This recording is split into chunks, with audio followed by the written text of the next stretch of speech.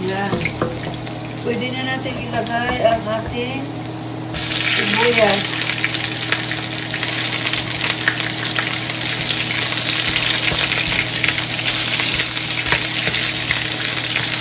Igisa natin yung meatballs.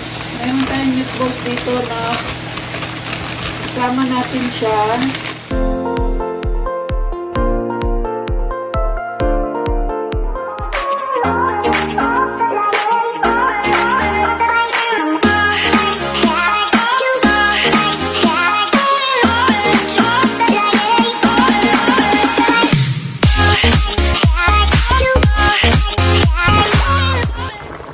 Luto tayo guys ng spaghetti.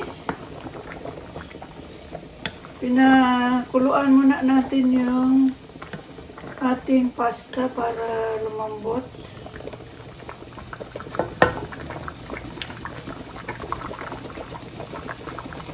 Ayan. Pakuluan lang natin ng mga 7 minutes, naka 4 minutes na tayo. 3 minutes na lang. Kasi pag na-mix na natin siya mamaya, maano pa ito, mas lumambot pa ito ng konti. Ayan guys, malapit na. Ano na siya, medyo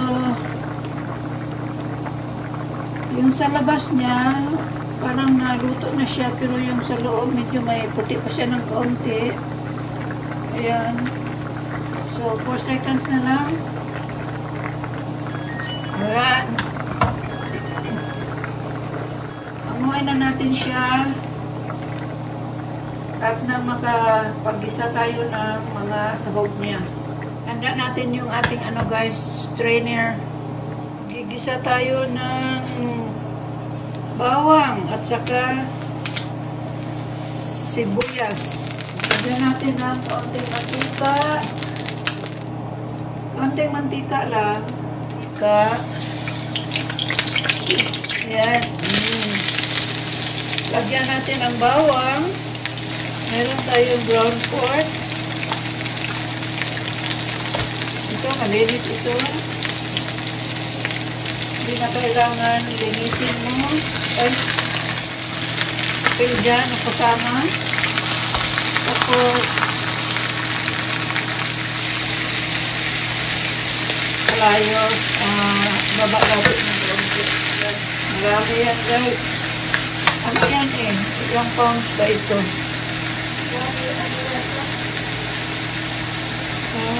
Igisa natin yung meatballs. Mayroon tayong meatballs dito na isama natin siya. Samahan natin ang ating meatballs. Para ito na yan ang pagkain natin guys. Ano natin, mix natin sila lahat. Hayaan lang natin ang kaunti guys. Lagyan natin ng kaunting black pepper. Para mayroon siyang bango. At saka lagyan lang natin ng kaunting asin. Para mayroon lang siyang lasa. Ito yung meatballs na ginamit natin guys. Yan. Lagyan natin ng kaunting gatas guys para konti lang pasta sauce. Lagay natin ang mga kalahati lang siguro guys. Kalahati lang nilalagay ko para hindi masyadong maasim. At mamaya ng kaunti lagay na natin yung ating pasta.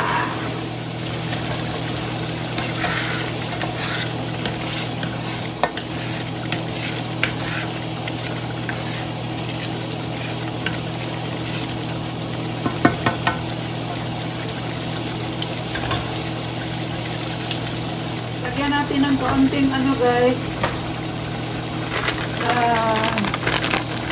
cheese. Yan. Pwede pang dagdagan.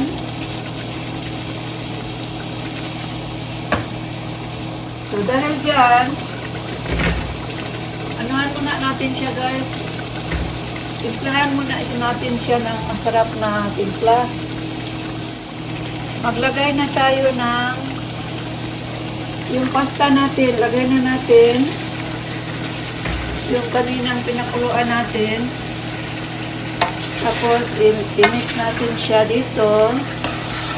Kung anong gustong tikim ninyo, guys, yung timpla ninyo, kayo na ang mag-tansya kung anong timpla ang gusto ninyo.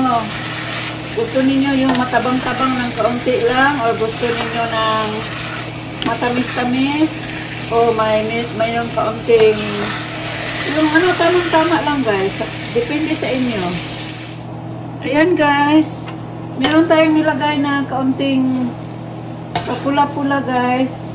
Kung gusto niyo green, guys, pwedeng lagyan niyo ng green sa ibabaw para toppings. Lagyan niyo ng green. Yun yung ating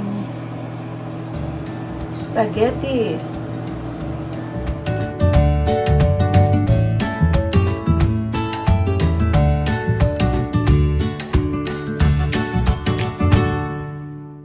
Tapos na ang ating niluluto. So, yan yung ating ngayon, guys. Yan yung ating plating ngayon. Ayan. So, meron tayong pasta. So, tapos na ang ating guys, niluluto. Pwede na natin siyang kainin. Let's eat, guys!